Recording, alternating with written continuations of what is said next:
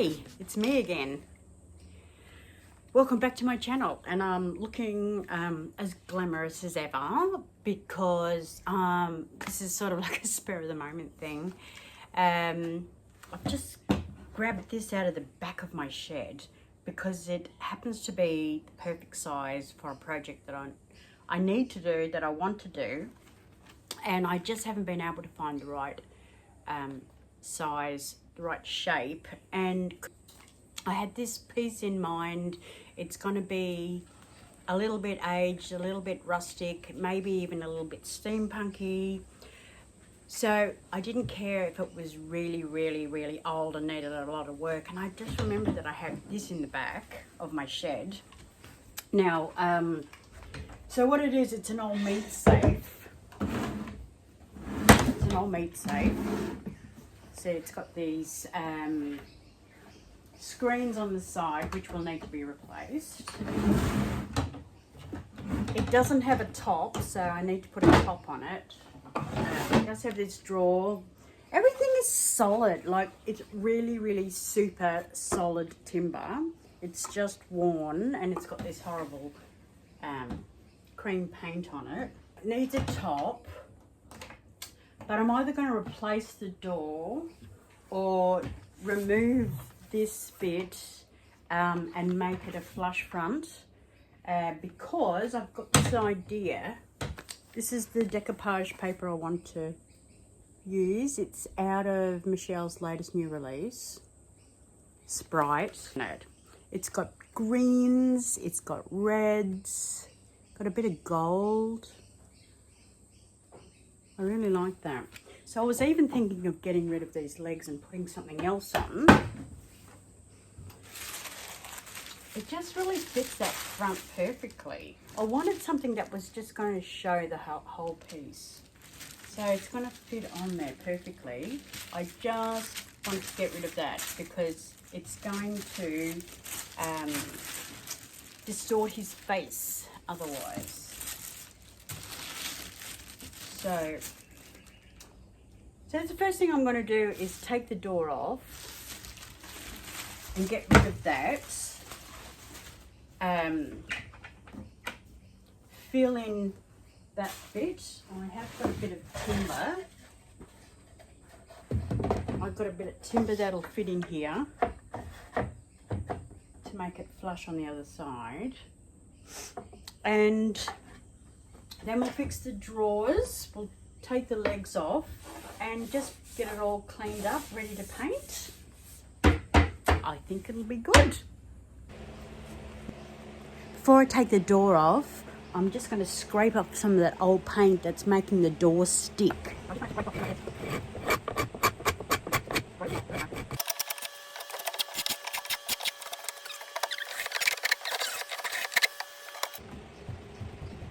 going to have to sand that bottom edge.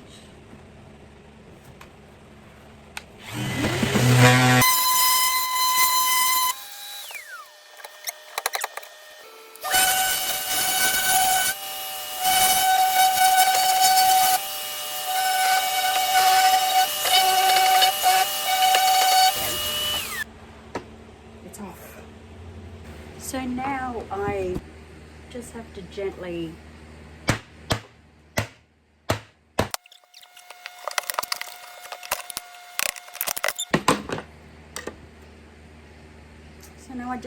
fill in the hole. So this is the door frame. This is the inside of the door frame. That's the outside. I'm just going to pop a bit of MDF on the inside of the door. Doesn't matter which way it goes. Just to create a bit of more stability with the actual frame around the outside. And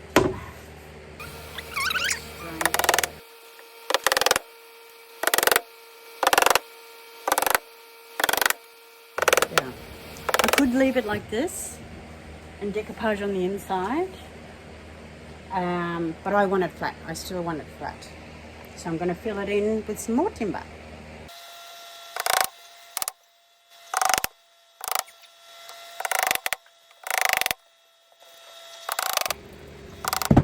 I'm going to putty up the big gaps, and I did put some screws in to secure that MDF on the back. This is the Builder's Bog putty I like to use. It's a 2-part system where you need to add a hardener, and you need to work quite quickly because it does dry within about 15 minutes.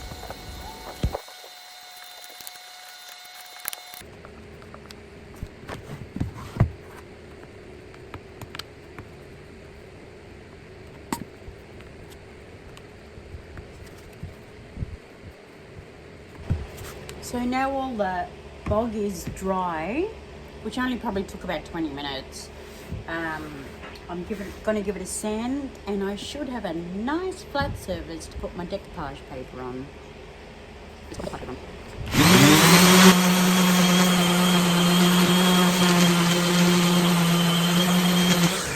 I just want to show you there is at least 5 layers of paint under there that I'm going to actually get through. So here the door is not actually on properly. Oops. But I've got that insert in. It's been all sanded flat. And so now what I'm going to do is I'm just going to sand all the flaky paint off. That's the old flaky paint, and give her a clean up on the inside because that needs a bit of a clean. So I'm just going to do all of that. So this is the drawer, and what happens to a lot of these vintage and antique pieces is that because they're not on metal runners, this bit wears down over time from going in and out, in and out, in and out. And you can see here, this is like 12 mil up the top, and you can see how that's flush there, so you can see how much it's worn. So a simple way to help them run better is to just add a bit of timber here, and it'll run perfectly well inside. So I'm just going to cut it there, and then we'll glue and nail it in place.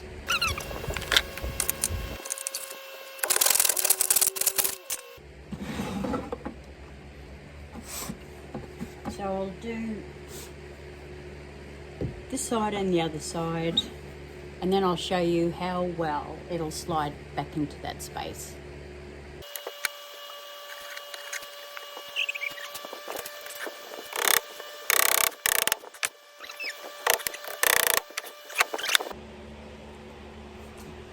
So it's a little hard to tell because I haven't got the top on.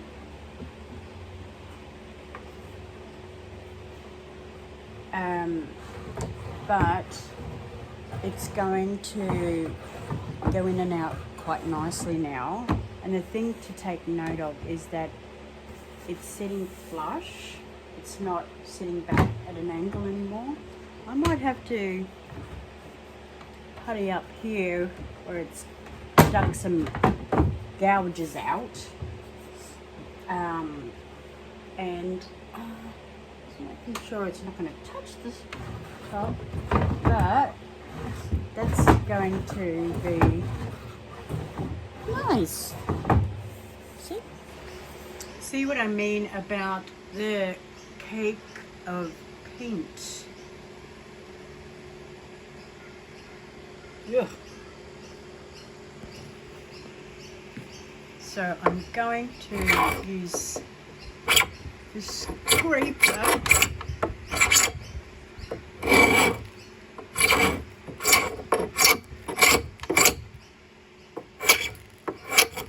To get rid of most of it, and then I'll go back over with the sander.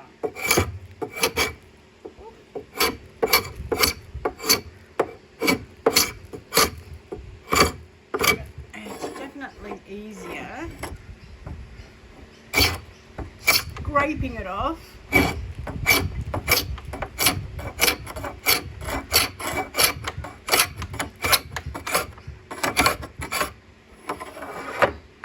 Yeah, there we go.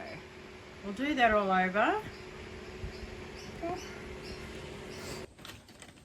I'm also going to sand off all that old paint from the surrounds that go on the sides there, because I'm going to reuse them.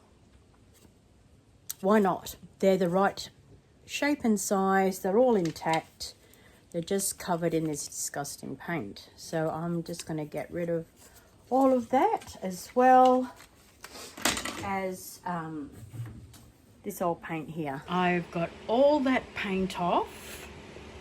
The surface is smooth, but it's not perfect, but that doesn't matter because I'm going to be adding some texture. I might even be putting on a raised stencil, but my blank canvas is able to receive paint now. So what I'm going to do, actually, I'm going to start painting on the inside first, but first, before I do that, I'm chopping these legs off. I have an idea. Before we start chopping off legs, we've got to do lots of measurements, or else you'll end up with something that's very wonky.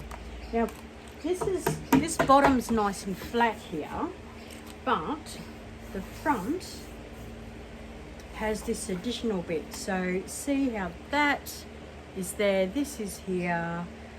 Do we make the cut here and shorten that front bit, or do we make the cut there and then add a bit on there?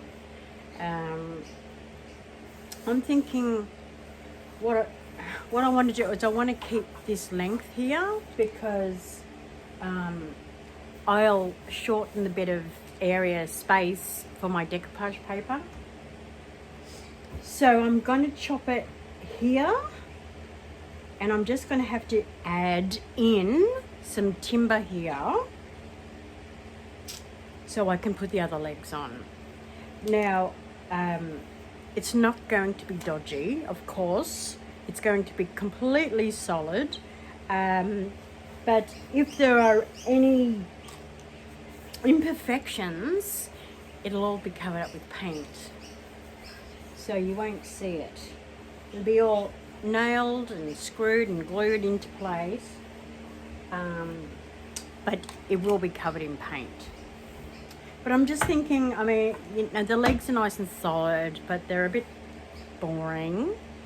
So, I don't know, and I'm just in one of these moods where I want to chop these legs off. Right, so first we do, you can measure from the top up or from the bottom up. Let's just see. That's come up as 95 centimeters exactly.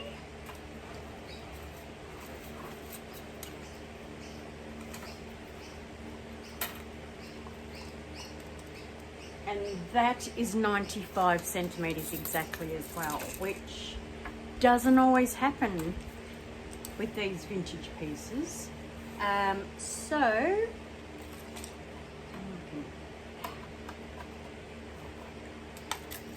what I'm going to do then is, oh, I need my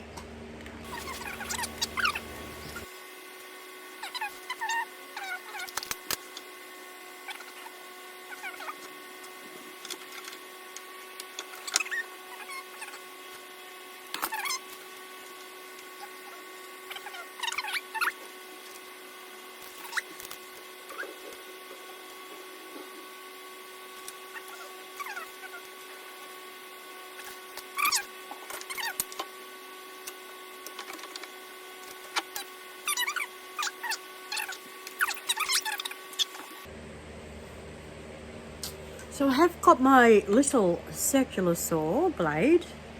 But then I didn't think my blade won't go all the way through. So I might have to start the cut with this and then use a handsaw on the rest.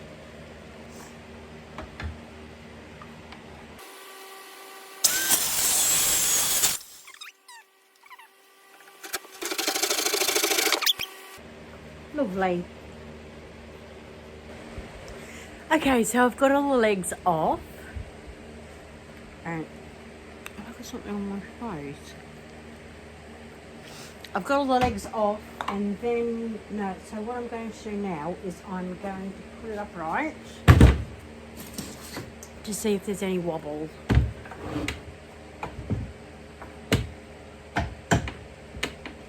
That's actually pretty good. Now, just to find some timber to fill in these spaces. To fill in this space and this space. So here I've filled in that gap, I've filled in that space that went down to here. What I've used is some timber, and I had to put a bit across the bottom as well. So everything's been nailed and glued. And then, because this was also uneven, I've used some builder's bog to fill it all in, and I've sanded it. I've probably made it look too perfect, but once it's painted and I've put some texture on there, we can rough it up again. So now I can tip her back on the right way up, and we can start putting some primer on.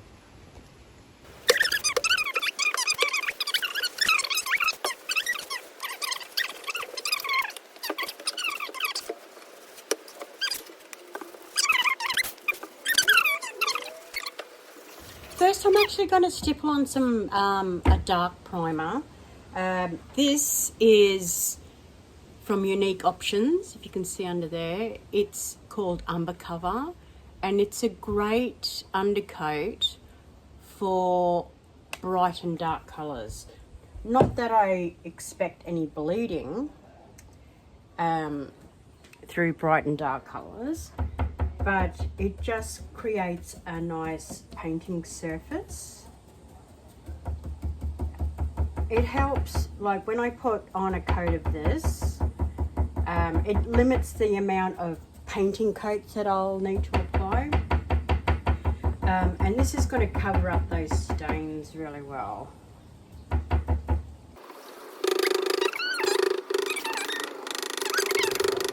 Okay, I have decided to put a raised stencil on the side. Something that I can texturize, put a lot of colours over, and then do a bit of glazing and some gold. Yeah, I have this idea, so we'll see how it goes. I've got some structure paste.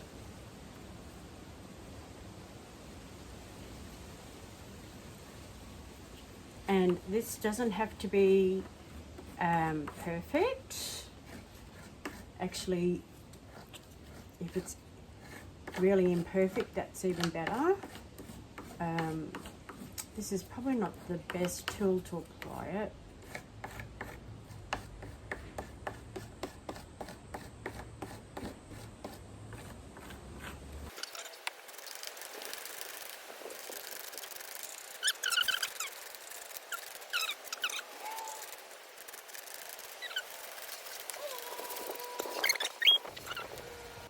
So this is the texture, the raised stencil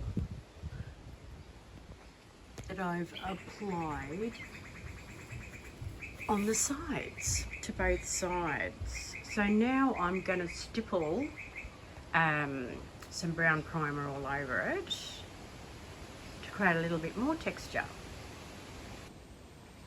Now this is the door that I haven't put back on yet. But I think what I'm going to do is I want to create a little bit of texture for under the paper, but not a whole lot. So I'm going to see how it goes, me just not using a texture paste, but just texturizing a primer like this paint. If I just apply it like this, hopefully it'll dry with some peaks in it. So I'll just, and yes, before I do the paper, I will be putting a white over the top of this, but this is to go underneath.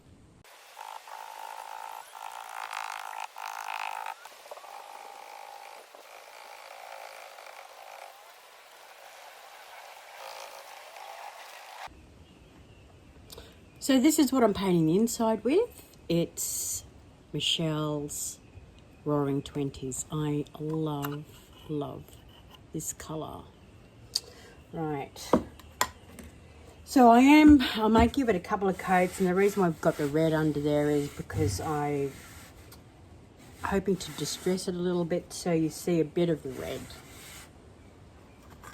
So I'll just see how well it goes on. I might only need to give it one coat.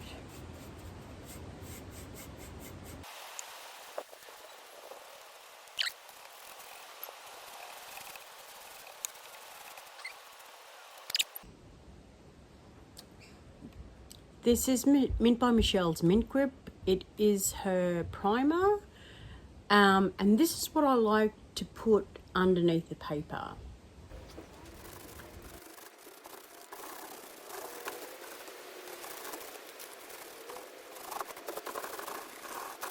Okay, so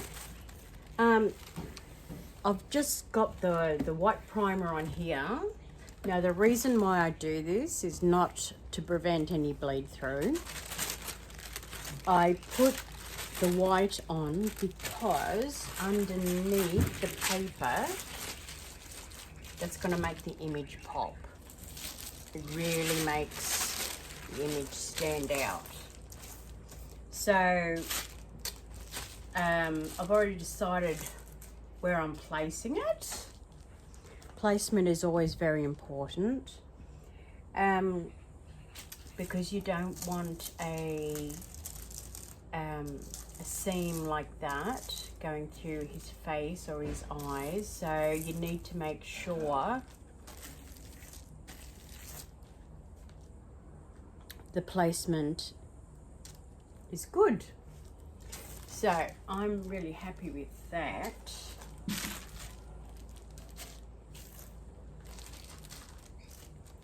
Now what I've done on this side is, because I'm going to push it right over so that lines up with that edge, and I'll need to blend in this side, so I have torn the edge a little, and that just makes the edge a little bit thinner than a straight edge. Makes it easier to blend the painting. So this is what we use. Obviously I need a brush, and I just like to say I'm having the worst hair day today, so I'm trying to keep my head out.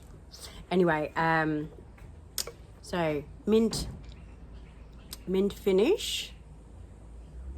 This is what I use to paste.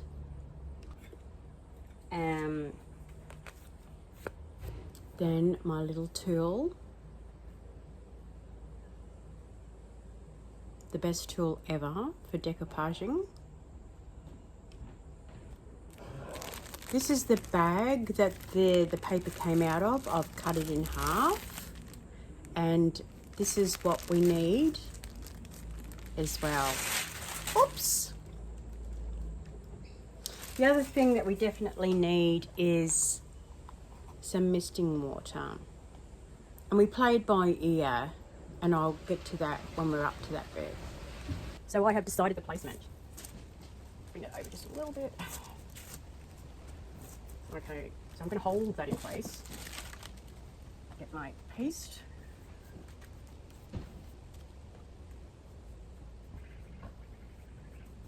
And I'm just adding just a little over an inch, and this will secure the paper.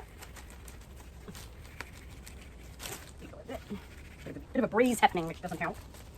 Now I'm using the bit of plastic wrap that the paper came in to protect the paper, as I'm rubbing all those creases out and the bubbles, the air bubbles.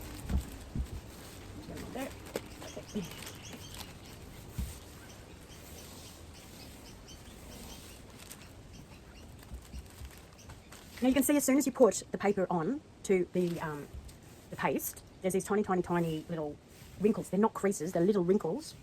That is the paper reacting to the water-based product, and they will come out when the paper is dry. So don't play with it too much because you'll end up tearing the paper. Just concentrate on getting the air out and not creating any creases. Don't create any creases. Okay, so that's good. I'm happy with that. So then we can lift it up. And always lift it a little bit so we don't create a gap. And I might just go down to the edge of the drawer.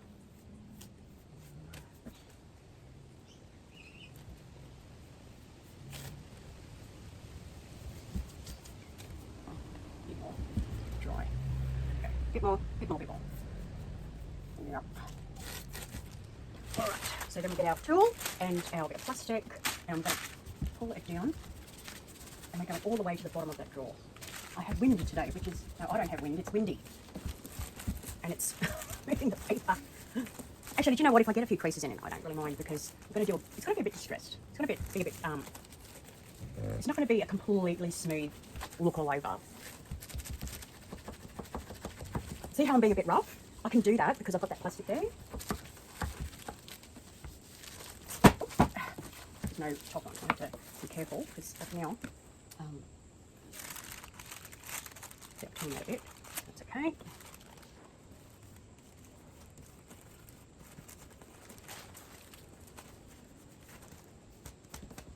I love actually how you can actually feel the texture that I created underneath, and it's going to make a really lovely background. Okay, now just over here we've got a bit that's not glued in here. And I've torn it a bit, but that's okay. I'm not... Right. What do you mean? Yeah, 4 tears there. Not a problem.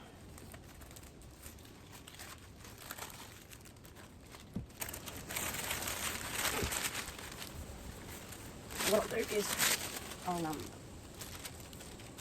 need it under there, and I'll just go to the top of the door.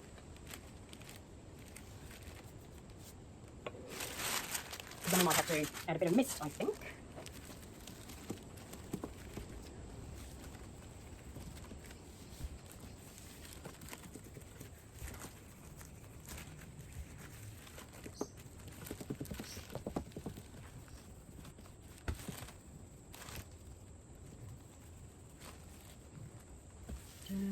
I'm going to gently, that is good, where's my water gone?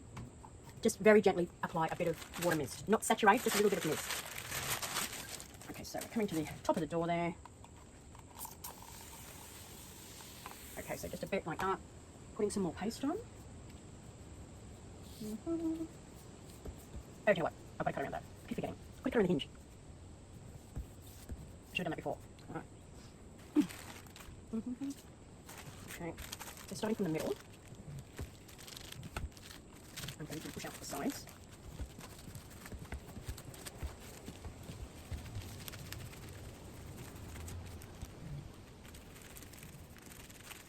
Got a bit of crease happening there.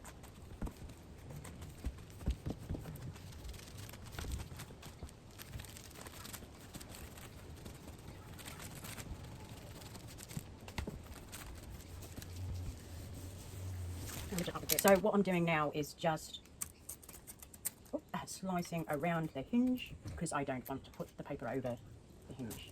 Right, and if you make any tears, don't panic because paint fixes everything. Right, now I could cut this one out, but the paper might move, so we'll do that other hinge closer when we get closer to it. Alright, so we're going to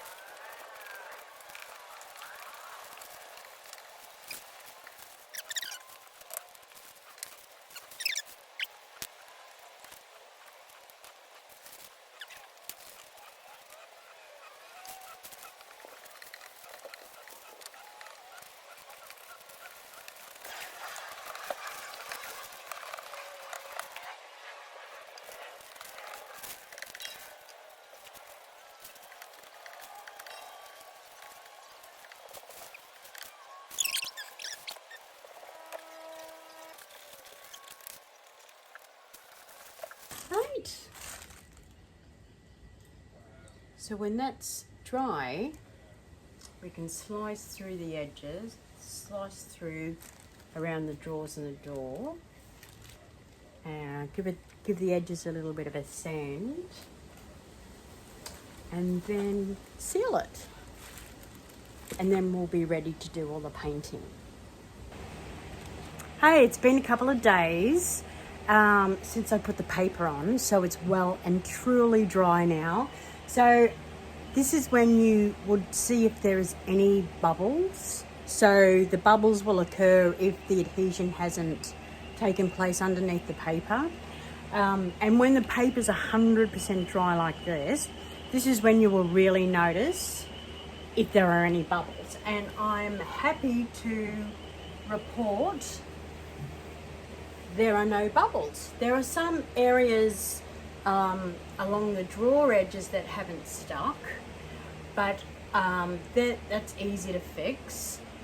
So what I have to do now is use my blade to slice around the door and the drawer, and then do a bit of sanding of the edges. Now actually what I might first do is, I've got this little sand, it's very handy. I've got this excess up the top, so I'm just going to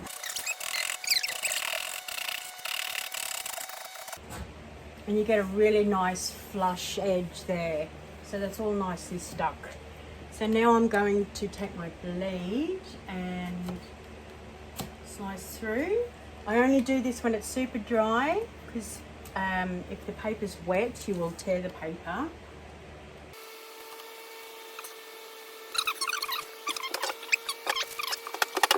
It's just a little bit here that needs to be pasted down again, and then we'll sand these edges as well.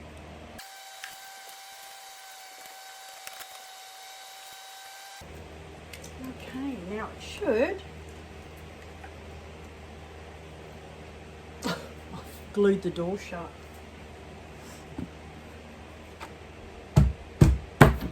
Oh, yeah. So there is a lot of paste along here. I'll get rid of all of that. So there you go. So that's the door now. So what I'm going to do is get rid of this excess paste. It should just peel off. Yeah, just like that. And then I'll sand these drawers flush like that all over.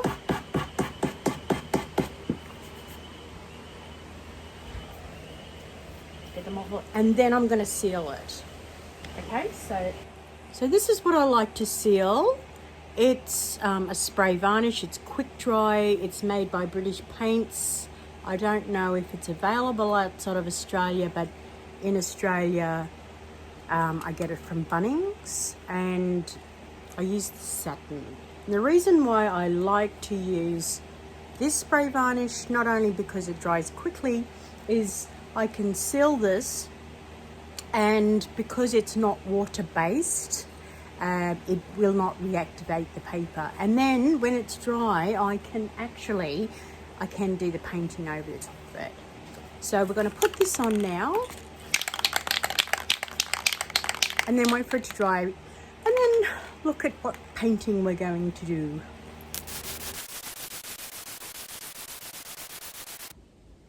I've just decided that I'm going to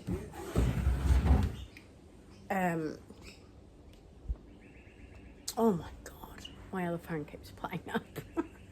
I've just decided I'm going to put the mesh back on here, and the frames, because I want that to be part of the painting as well. I don't want it to look like I've just stuck these on over the painting.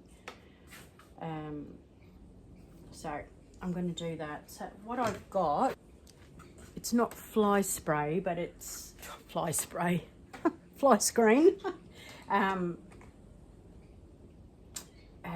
It's a nicer looking mesh, and I'm just going to use a wire cutter to cut the shape. And I might even spray it gold before I attach it. So I'm just going to cut that out and then I'll come back to you.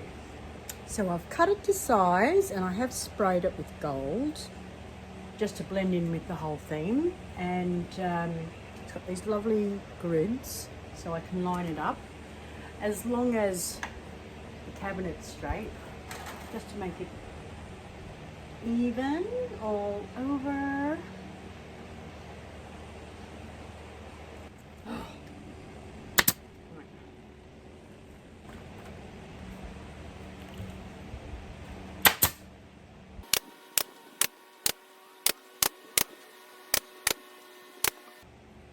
There we go. So I labelled them, so like left top, so I know where they all go.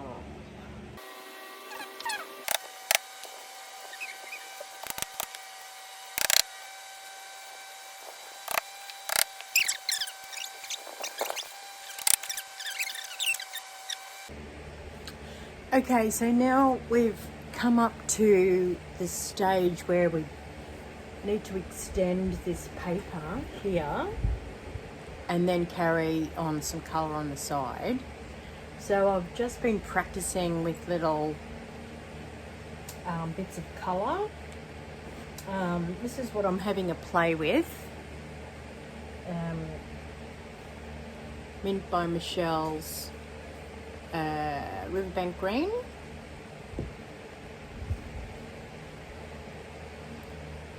Dash of this, only a little splash of this.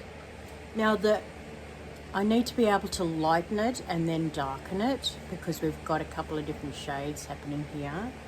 And this side is a really good match for half Riverbank Green and half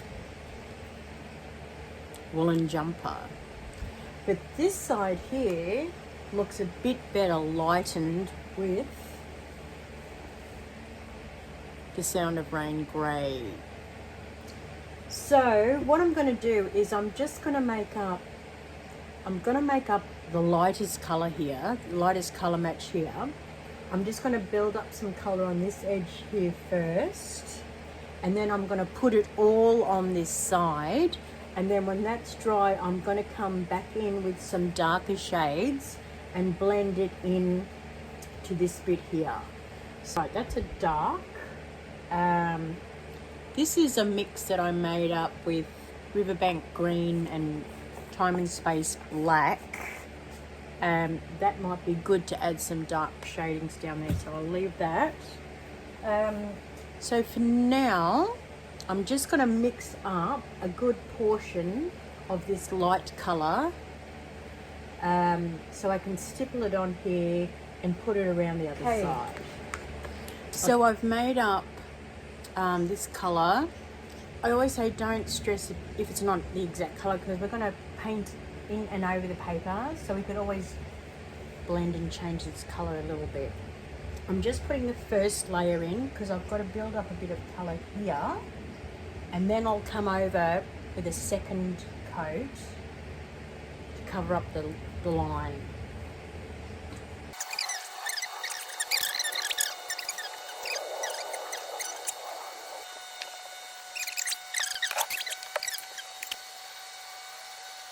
So while the other side is drying, this is the lighter side, and I've made up, it's actually the same paint mixture as the other side, but I've just added a whole lot of woolen jumper to it, and it's a really good match.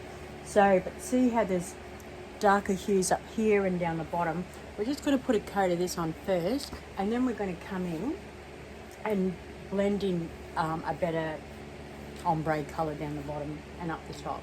Because this has got more Riverbank Green in it, I think, and this has got some browny tones. So we're just going to start with it, but yeah, so I might just use a little brush to go around these edges first.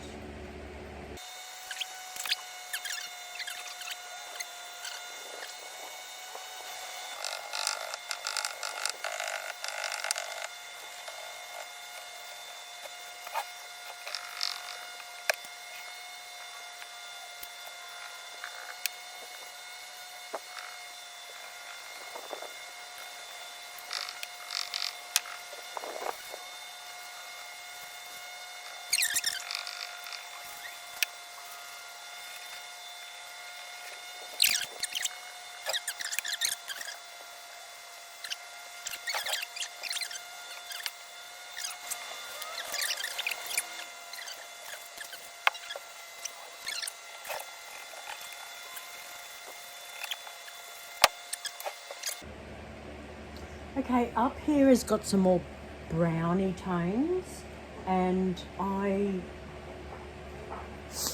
made up this brown a while ago for something else. And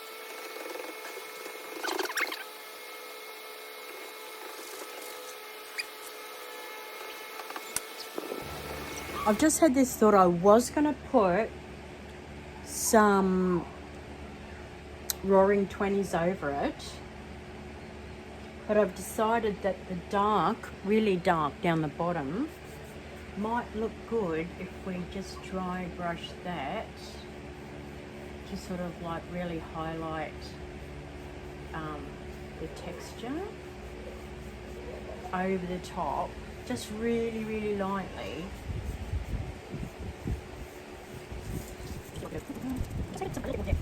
So it's just really subtle. Dry brushing it can be so effective, and it just picks up all that texture. It just grabs it, and I'm actually really, really liking that now. It's like giving it a little bit more dimension. The front image. Here's the front image there. There's the bit we blended in here. Don't forget, I've still got to go around these edges with a bit of paint. And then have a look at the side bit. I'm really loving that. See how that dry brushing just makes that grey stencil and all the texture, it just really makes it stand out. Yeah, I'm really loving that. I'm really, really loving that. Okay, now to do the other side. Okay, so this side's going to be a little bit more interesting because we've got a few different shades of the green to blend in. But I'm going to start with this area here because this colour was not too bad.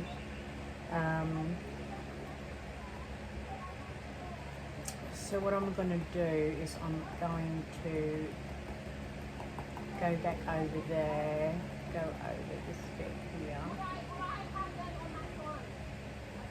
But it kind of needs a little bit more dark in it. So I'm just putting a smidge of darkening with it. Don't cover it. Just to get around that thing. That is wood. It's a bit, yeah, not that good. That darkening with that colour is actually really good.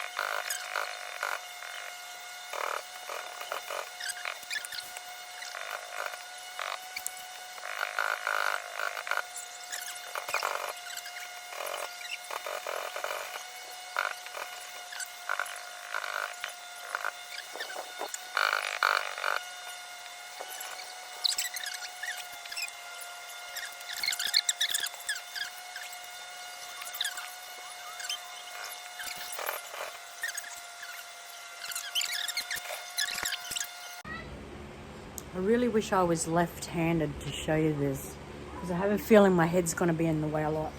But I'm going to have to keep an eye on the match on this side. If I wasn't showing you, I would have it at a completely different angle. So I am going to start off with this area here,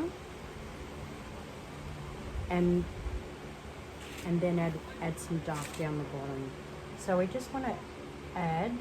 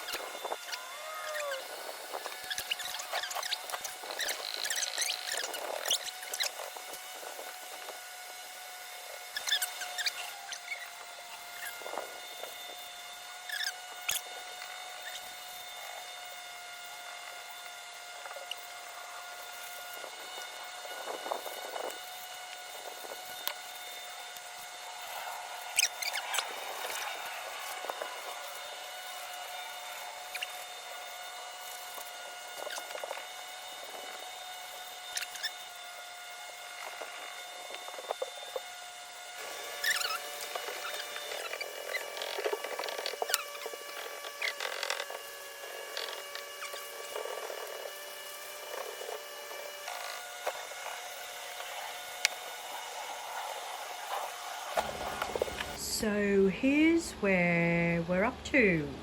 Now, plans change, as you know they do, and I didn't end up exposing any of the red that I put on the raised stenciling, and let me know what you think so far.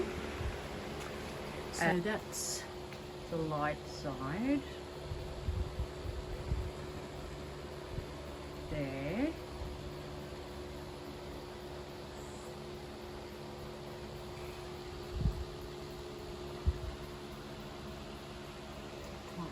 It looks like stone, doesn't it? And this side, oops.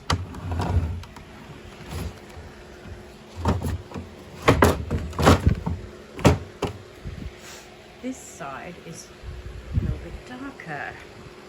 This light's not great. So, put a bit of dry brushing on it so you can see that stencil just popping out there. So now I just need to go around the door edges and the drawer edges. And when I come back tomorrow, we'll put a timber top on. We're going to attach some legs and some nice gold knobs, I think.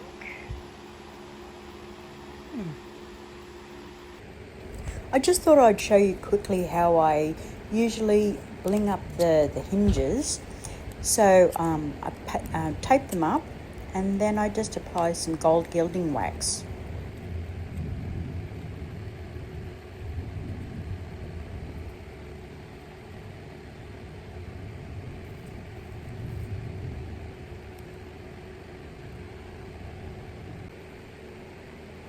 And while I had the gold gilding wax out, I thought I'd highlight some of the features in the image.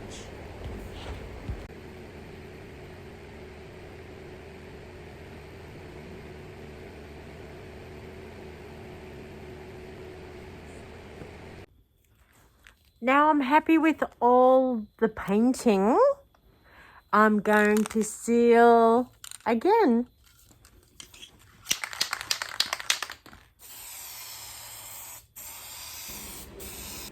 Well, good morning. It's the next day, and I'm still so super happy with what I've done here.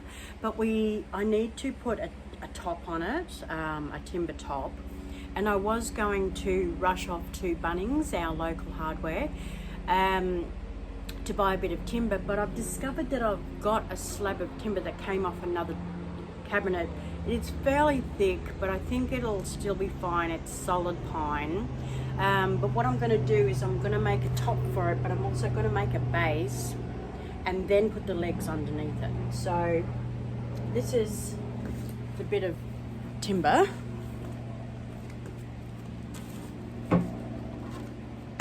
Ooh.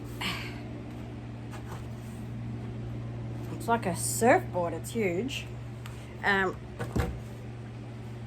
So I've just got to do some measurements, and then I'm just going to get my circular saw out and cut the pieces that I want.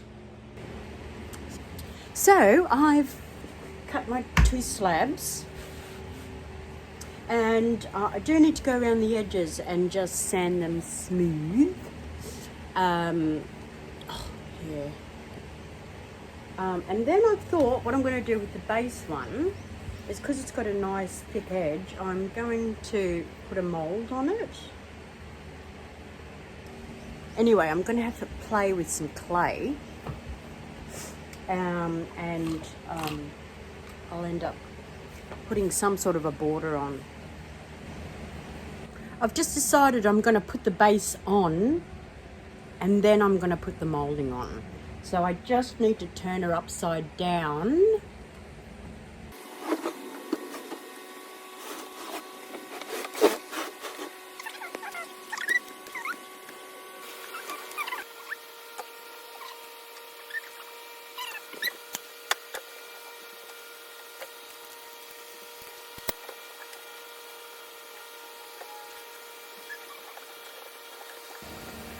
Just put some little holes in first.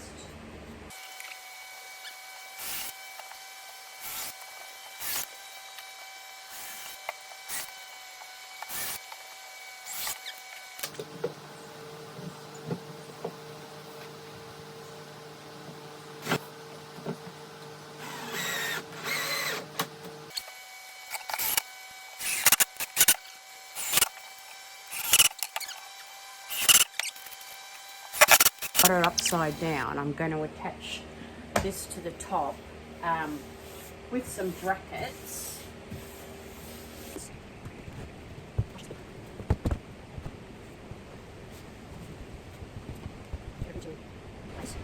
Okay, she's all measured up.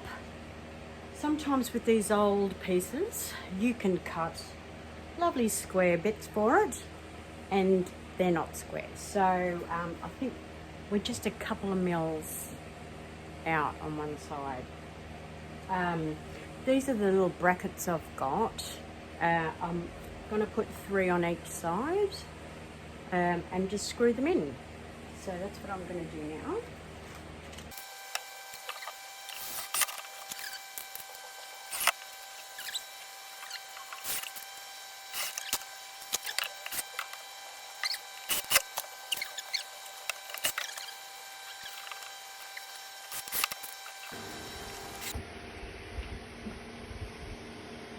Okay, got her on her back. And the top's on. The top is on. See all the little brackets in there, can you see? Millions of screws holding her on. So while she's on her back, I'm going to put the moulds on, and then I'll paint it, and then I'll put the feet on. Okay, so if you haven't used the IOD moulds before, they're really, really simple. But what I like to do first is give it a little bit of a dusting. This is just with a bit of corn flour. This helps it come out a little better. Right, so then we get the clay. Not sure how much to use. Probably not that much. I'm going to roll it out a bit.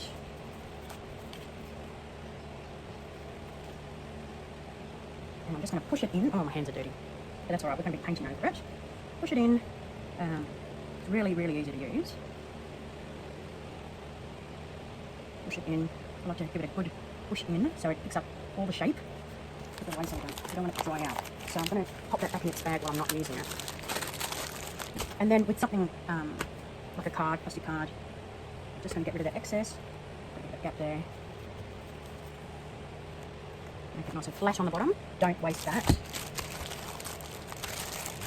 And then if you turn it upside down, it'll just pop out like that. Oh, lovely. Look, can you see that?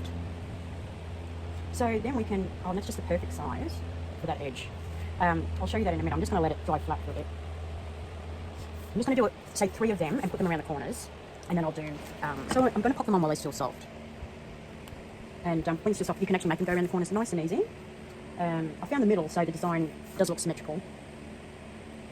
I'm just going to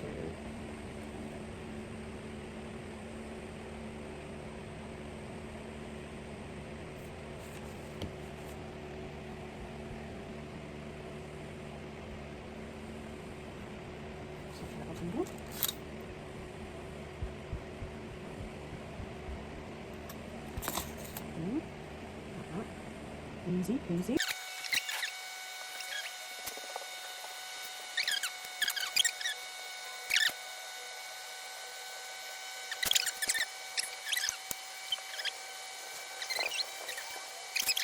So I just thought, while it's on its back, and before I put the feet on, I'm going to paint it with a really dark version of that riverbank green and time and space black.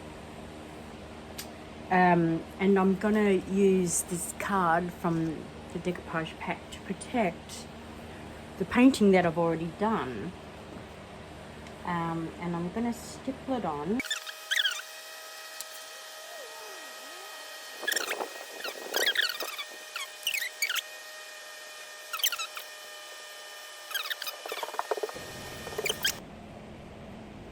And of course, add some more gold gilding wax.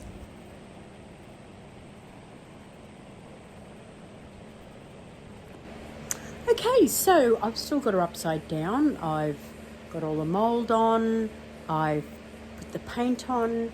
I've put some gold gilding wax on, and I have spray sealed it as well. So now, while she's upside down, I'm going to put the legs on. So, this pack comes with some screws, so I've just done some basic measurements. And I'm just going to screw them in. So measure twice. Always measure twice.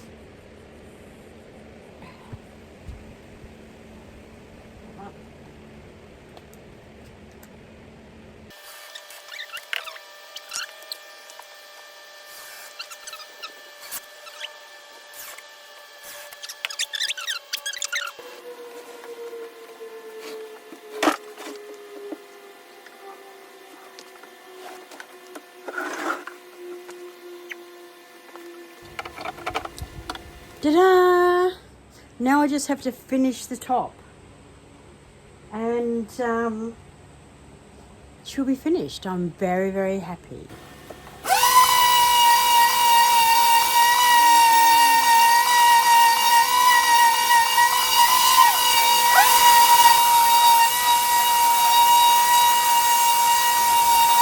So the last thing to do now is to seal it. I like to seal my timber with Anyhoo's dark wax. It also stains it slightly, and I can add a little bit more protection with some spray varnish once the wax has cured. But it's easy to apply. I usually put a sock on my hand and just rub it in like this.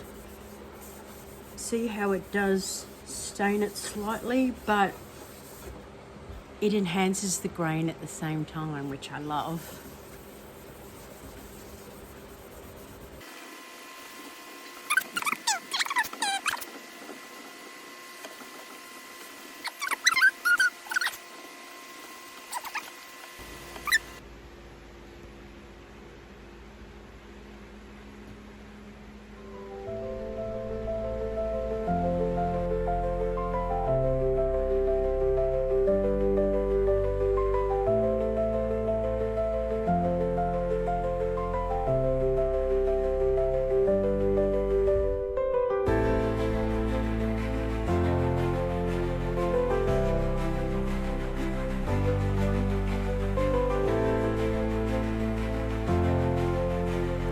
Well, this really was a mega makeover. So much happening here, but so worth the effort. He is looking absolutely fantastic.